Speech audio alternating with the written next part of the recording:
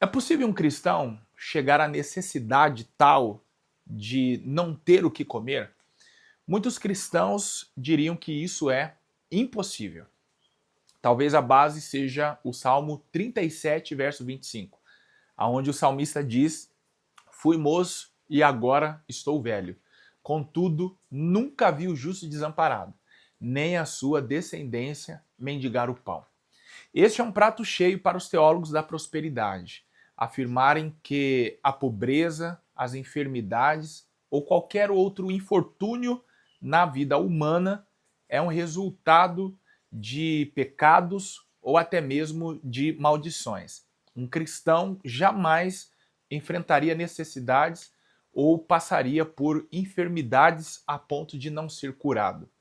No entanto, em hermenêutica, ensinamos e com outros teólogos aprendemos que a regra máxima da Bíblia é: a Bíblia interpreta a própria Bíblia.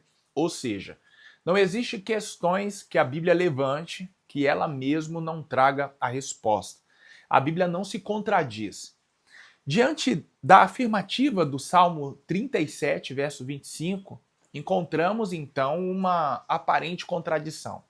Porque na carta de Paulo aos Filipenses, no capítulo 4, versículo 12, ele disse que chegou a passar fome. Ora, se o justo não é desamparado, a sua descendência não mendiga o pão, como pode o apóstolo Paulo dizer que sabia passar por situações de necessidade? Vamos, em primeiro lugar, entender os dois textos. No primeiro, no Salmo 37, verso 25, o salmista está dizendo que o justo não é desamparado, mas ele não está dizendo que o justo não passe por dificuldades. Depois, ele afirma dizendo que a descendência do justo não mendiga o pão. Ou seja, ele está falando de um estado e não um momento. A família do justo ou o justo pode até passar por situações de privações. Agora, viver nessa condição, aí é outra história. O que aconteceu com o apóstolo Paulo foi exatamente isso. Paulo enfrentou prisões, perseguições, fugiu de uma para outra cidade e nesse interim enfrentou sim a fome. Ele mesmo testemunhou ao escrever uma carta em agradecimento aos irmãos da igreja de Filipos, que haviam se comovido com a sua situação e enviado para ele algumas ofertas. Então perceba que ele passou por uma situação de privação, mas Deus não permitiu que ele vivesse nessa condição. Como eu disse, para os teólogos da prosperidade, o texto do Salmo 37, verso 25, se torna um prato cheio para afirmar que o cristão não pode passar por dificuldades. Mas, quando eles se deparam com textos, a exemplo de Filipenses, capítulo 4, versículo 12, eles ficam sem resposta. Até porque a Bíblia não dá base para esse entendimento. Mas a Bíblia nos faz compreender que a jornada cristã é sim uma jornada com percalços, dificuldades, lutas. No entanto, nenhuma delas nós enfrentamos sozinhos. É exatamente sobre isso que nós vamos falar na aula de hoje, com o tema O Engano da Teologia da Prosperidade. Eu sou o pastor Lucas Gomes, professor de hermenêutica e homilética, e estou aqui para auxiliar você na sua próxima aula que chega neste domingo. Eu quero aqui já agradecer as pessoas que têm se inscrito no canal, pois nós temos crescido de uma maneira assustadora. Já passamos dos 2.300 inscritos e eu sempre digo que aqui no YouTube isso é muito significativo. Um inscrito aqui, olha, vale mais do que o mundo inteiro perdido. Se você me entendeu e lê a Bíblia, eu tenho certeza que você compreendeu a minha fala. Justamente por isso, então, eu quero agradecer você que está acompanhando as aulas. Esse quarto trimestre tem sido de bênçãos. Como eu sempre digo aqui, os professores dos juvenis, eles marcam presença e são a maioria aqui no canal. Então, Deus abençoe você. Eu espero estar, de fato, contribuindo com a construção das suas aulas, com os seus esboços, com o seu conhecimento, com o seu ministério. Então, eu quero pedir a você que ainda não é inscrito para se inscrever, ativar o sininho e enviar essa aula para alguém que você acredita que será útil. De repente, existem adolescentes ou jovens que não podem ir à escola dominical por diferentes motivos, ou de repente não gostam, você pode enviar para ele e não permitir que ele perca o conteúdo que os seus adolescentes e os seus jovens estão recebendo de uma forma muito profunda todos os domingos. Eu quero aproveitar e pedir para você clicar abaixo aqui na descrição desse vídeo. Existem 2 links. O primeiro é um convite para você participar do grupo Sala dos Professores EBD. Eu sempre digo aqui que é um grupo que tem crescido bastante e reúne professores e superintendentes de todo o país. Mas falta você. Lá nós compartilhamos conteúdos voltados à escola bíblica dominical. Também abaixo está o link da jornada completa da pregação. Trata-se de um material digital que eu desenvolvi na intenção de auxiliar pessoas, assim como você, que deseja começar a pregar ou melhorar as suas pregações. O desafio é, dentro de 40 dias, você entregar o seu primeiro sermão. Através das mais de 20 lições que eu coloquei nesse material digital, você terá condições de ler a Bíblia da maneira correta, perceber as implicações do texto, fazer aplicações na sua vida, na igreja, entender como que os pregadores chegam às conclusões da interpretação bíblica, construir um esboço e aplicar ele da maneira correta, expor ele da maneira correta. Então é um material inovador que reúne lições da hermenêutica, da homilética e também mais de 20 anos da minha experiência como pregador itinerante, e eu tenho certeza que será útil na sua vida. Então aproveita, o link está aí abaixo, com preço promocional, mas somente ao clicar você não paga nada. Clica para você conhecer e, se você se sentir confortável, adquira esse material que eu tenho certeza que vai ser útil para você. Vamos então ao que mais nos interessa, que é falar sobre o engano da teologia da prosperidade. No primeiro tópico, nós temos o seguinte título: A Teologia da Prosperidade. Nele, nós iremos conhecer o que significa, qual a origem, quais os principais teólogos da teologia da prosperidade. No segundo tópico, nós temos o título: A Autoridade do Crente. Aqui nós vamos compreender em que está firmada a autoridade no crente, se em suas palavras ou no nome de Jesus. E o terceiro e último tópico nos fala sobre crenças práticas. E aí nós vamos então entender a diferença entre a perspectiva eterna e a perspectiva terrena, que normalmente é então apresentada pelos teólogos da prosperidade. Veja que tema forte, denso, será apresentado para os adolescentes e os jovens no próximo domingo. Eu, de fato, estou boquiaberto com o material que a CPAD tem apresentado neste trimestre para os adolescentes. Porque, de verdade, isso aqui é conteúdo para adulto. Então, veja o privilégio que os nossos adolescentes, nossos jovens estão recebendo nesse trimestre. E, na verdade, já um cuidado por parte da Casa Publicadora da Assembleia de Deus em vacinar os membros da igreja já no início da sua caminhada cristã. Então, é uma aula muito boa que será aí apresentada no próximo domingo. Quando nós falamos em teologia da prosperidade, nós estamos falando de uma classe de teólogos que dão atenção para a Bíblia somente aos textos que falam da prosperidade. A primeira coisa que nós precisamos entender é que a prosperidade ela é bíblica, estritamente bíblica. Deus é um Deus que fala do Gênesis ao Apocalipse sobre prosperidade. Quando nós abrimos o livro do Deuteronômio, nós percebemos isso ainda mais. Por quê? É o livro em que o povo de Israel está caminhando pelo deserto, prestes a atravessar o Jordão e entrar em Canaã. Então Deus ali repete muitas das bênçãos que prometeu a este povo ao longo da sua jornada no deserto. Então, facilmente nós vamos encontrar textos como Deuteronômio capítulo 7, capítulo 11, capítulo 28, entre outros, onde Deus promete expulsar todos os inimigos da terra, fazer com que ninguém resista à presença dos hebreus, abençoar o nascimento de crianças, não permitindo que elas nascessem com deficiência física ou intelectual. Deus prometendo abençoar as mulheres, repreendendo a esterilidade.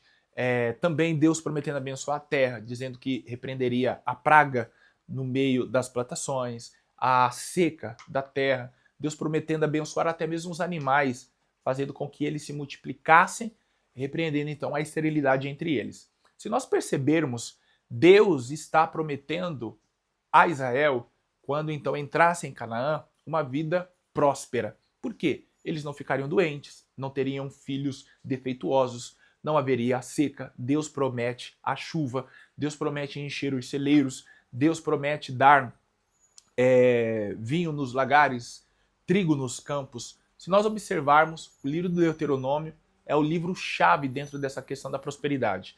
Se nós observarmos também, nós vamos encontrar muitos personagens bíblicos que gozaram dessa prosperidade. Abraão foi um homem rico, quando começou a andar com Deus, se tornou mais rico ainda.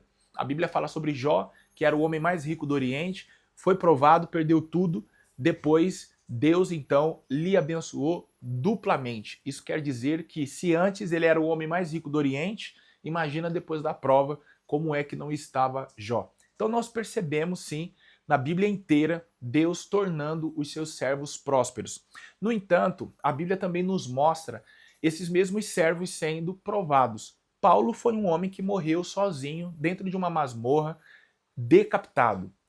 Quando nós dizemos sozinhos, não queremos dizer que Deus não estava com ele, mas queremos dizer com isso que um homem que teve a sua vida cercada por amigos, cooperadores, principalmente na obra de Deus, morreu sozinho, pedindo a um dos seus cooperadores que lhes enviasse pelo menos os seus livros e também enviasse a João Marcos.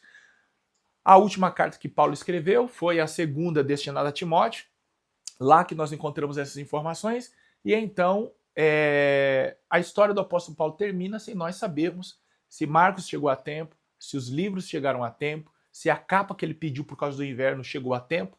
Então nós percebemos que Paulo, diante dos olhos dos teólogos da prosperidade, teve um fim trágico. Mas quando nós olhamos a partir da perspectiva bíblica, Paulo não teve uma trajetória boa e um final ruim.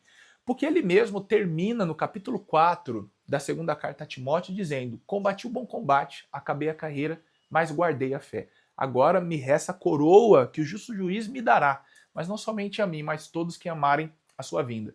Aqui Paulo está terminando de uma forma triunfante. Paulo está terminando o ministério com a cabeça erguida, dizendo assim: o que eu tinha que fazer eu fiz, o que eu tinha que cumprir, cumpri, e agora eu vou receber a minha coroa. Se nós olharmos, os ensinamentos de Jesus dão base para o que Paulo está dizendo e também para os sofrimentos do cristão nesta vida. Jesus disse muitas vezes que haveria momentos em que nós iríamos chorar enquanto o mundo iria se alegrar. Mas chegaria o dia em que a nossa tristeza se transformaria em alegria e chegaria o dia em que a alegria do mundo se transformaria em tristeza. Jesus então estava falando das dificuldades dessa vida e estava falando então da vida eterna. Com isso, Jesus está tirando os nossos olhares das questões terrenas, do que aqui podemos receber, do que aqui devemos lutar e colocando os nossos olhos na eternidade. Paulo, escrevendo aos Romanos, no capítulo 8, versículo 18, ele disse que tinha por certo que as dificuldades, as lutas deste tempo presente não dariam para se comparar com a glória que em nós seria revelada. Então, a Bíblia, ela nos orienta a entender que o cristão ele pode passar sim por dificuldades. O cristão ele pode adoecer, o cristão sim ele pode ficar sem dinheiro, o cristão pode até passar por momentos de privações, de necessidade, de não ter o que comer. Agora, viver nessa condição a vida inteira ele não vai, porque Deus sempre irá preparar pessoas para socorrê-lo. Foi o que aconteceu com o apóstolo Paulo. Ele enfrentou muitas prisões e em uma dessas, eu disse a vocês logo no início, que os irmãos da cidade de Filipos enviou então alguns donativos para o apóstolo. E a carta que ele escreveu aos filipenses foi para agradecer. Tanto é que a carta aos filipenses é conhecida como a carta da alegria. É a única carta que o apóstolo Paulo não trata questões doutrinárias, é a única carta que o apóstolo Paulo não repreende os irmãos por causa de uma postura inadequada, mas muito pelo contrário, Paulo expressa sua alegria pelo fato dos irmãos terem socorrido ele. E é justamente por isso que a partir do capítulo 4, versículo 10, ele diz que estava agradecendo não como que quem tivesse necessidade de receber mais, porque ele já tinha aprendido a viver com o que Deus dava para ele. Ele estava contente em todas as situações, a ter e a não ter, a passar pela necessidade, como a ser socorrido. Paulo começa a demonstrar ali uma flexibilidade e uma maturidade cristã a ponto de entender que Tendo, ele glorifica o Senhor. Não tendo, ele glorifica da mesma forma e ele entende que Deus não o desamparou só porque falta alguma coisa. Então, quando nós falamos sobre os teólogos da prosperidade, é que essa teologia seleciona e observa somente os textos que falam sobre a prosperidade, mas não ensinam como o cristão chegará a essa prosperidade. Porque a Bíblia nos diz que a prosperidade é o resultado de uma obediência a Deus. E ainda assim, ela vem conforme a vontade do Senhor. Logo, nós temos uma obrigação enquanto cristãos, que é servir ao Senhor, ser obediente à sua palavra. E se Deus quiser, ele nos abençoará. Deus não é obrigado só porque nós o obedecemos. Até porque, se nós percebermos, somente o fato de estarmos vivos, já recebemos a maior bênção. A maior bênção que o homem pode receber é a sua salvação. No demais, são acréscimos, são coisas que vêm para fazer transbordar o pote. Ainda que você vivesse desempregado, doente, pagando aluguel, sem uma casa para você morar, somente o fato de você ter a eternidade como presente já era o suficiente. Então, se nós percebermos, Deus não está em dívida em nada conosco. Então, os teólogos da prosperidade não ensinam essa parte bíblica, por quê? Eles querem que você entenda que Deus está a seu serviço e, com isso, então, arrancarem todo o seu dinheiro. Até porque essa prosperidade que eles prometem com base bíblica não vem se você não investir, se você não doar o que você tem, se você não entregar uma oferta. Ninguém te garante o céu e a prosperidade se você não fizer alguma coisa. E o ensino bíblico é totalmente contrário. As bênçãos, elas partem da generosidade de Deus e não de um preço que o cristão precisa pagar para poder alcançá-las. Então, o segundo tópico nos fala sobre a autoridade do crente. E aí, olha o que diz. Os adeptos da teologia da prosperidade acreditam que a palavra do crente tem a mesma autoridade que a inerrante palavra de Deus. É por isso que eles incentivam tanto os seus ouvintes a determinarem. Então, eu determino que a porta vai abrir, eu determino que haverá cura, eu determino que terei dinheiro, eu determino que minha vida vai mudar. A grande verdade é que a Bíblia não nos ensina a determinar nada. É verdade que a palavra do crente ela tem poder. Ela tem poder para amaldiçoar e ela tem poder para abençoar. No entanto, o céu ele é destravado com base na vontade de Deus. Se Deus não quiser, você pode determinar o que for, não vai acontecer. Agora, se Deus quiser, pelo menos é o que ele nos garante no seu livro ao Apocalipse, dizendo que ele tem a chave. Quando ele abre, ninguém fecha. Quando ele fecha, ninguém abre. Então, tudo depende da vontade de Deus. O segundo subtópico fala assim, ó, tudo é decorrente da falta de fé? Para os teólogos da prosperidade, sim. Enfermidade, sofrimento, resultam da falta de fé. Porém, a Bíblia desmente isso. Jó era o homem mais fiel a Deus do seu tempo, se assim podemos dizer. Não foi um amigo, não foi a esposa, não foram filhos que deram testemunho de Jó, foi o próprio Deus. Deus falou, esse homem é íntegro, se desvia do mal, ele é reto, ele é sincero. Foi Deus que falou. E ainda assim, Jó passou pelo que passou. Em um único dia, perdeu 10 filhos, perdeu toda a sua riqueza, perdeu a sua saúde, mas não perdeu a fé. Então nós percebemos que, de fato, Jó era um homem crente. Esse livro foi escrito para nos mostrar a excelência da fé que uma pessoa pode chegar mesmo não tendo nada. Então vejam vocês que se alguém teve fé em Deus foi Jó. E se alguém também foi provado, esse alguém foi Jó. Então as provações e as dificuldades não decorrem em nossa vida por uma falta de fé, mas sim também pela vontade de Deus. Deus tem os seus propósitos no sofrimento. E veja que depois de toda essa dificuldade, Jó testemunhou dizendo, antes te conhecia só de ouvir, agora os meus olhos te veem. Jó está querendo dizer com isso que a sua fé foi potencializada no sofrimento. O terceiro tópico nos fala sobre crenças e práticas, perspectiva eterna ou terrena. Precisamos ter cuidado. Jesus nos ensinou a não acumular bens e riquezas na terra, mas a buscar o seu reino e a sua justiça, em primeiro lugar. Mateus capítulo 6, versículo 33. Os teólogos da prosperidade dizem então que nós temos direito a tudo, tudo está à nossa disposição. O Senhor nos abençoará no campo, na cidade, onde nós formos, nós seremos abençoados. Mas vejam vocês que a Bíblia nos orienta primeiramente a buscar o reino dos céus. E essas coisas vos serão acrescentadas. Quais coisas? Eu peço então a você, professor, que leia Mateus capítulo 6 e entenda. Neste capítulo, Jesus estava falando sobre as coisas básicas para uma pessoa sobreviver. Alimento e vestimenta. E isso, mediante a obediência, Deus garante, ou seja, o mínimo para você sobreviver. Observe que existem muitas coisas que não são necessárias para a nossa vida. Nós viveríamos tranquilamente sem. Mas quando as pessoas olham para a palavra de Deus e querem extrair somente as suas bênçãos, elas passam então a reivindicar direitos. E se nós percebermos, não tínhamos direitos algum. O único direito que nós tínhamos era de morrer na cruz do Calvário. Mas Cristo tomou o nosso lugar. Por isso que a nossa salvação é a maior bênção. Professor, eu quero convidar você para acompanhar a próxima aula, que tem por título Sofrimento. É possível escapar dele? É uma pergunta. A aula já está pronta, no entanto, falta pouquinho para eu soltá-la para vocês e permitir que vocês, então, também se organizem e preparem uma excelente aula para o outro domingo. Mas por esse daqui eu agradeço a sua companhia, peço então a você que ainda não se inscreveu para se inscrever, ativar o sininho, deixar seu like e compartilhar essa aula com alguém que você acredita que será tocado por ela. Abaixo está o link dos dois, está os dois links para você, Sala dos Professores EBD, que é um grupo do WhatsApp, e o segundo, o link da jornada completa da pregação para você conhecer e então adquirir e ter condições aí de entregar o seu primeiro sermão ou melhorar as suas mensagens. Deus abençoe você, muito obrigado, até a próxima.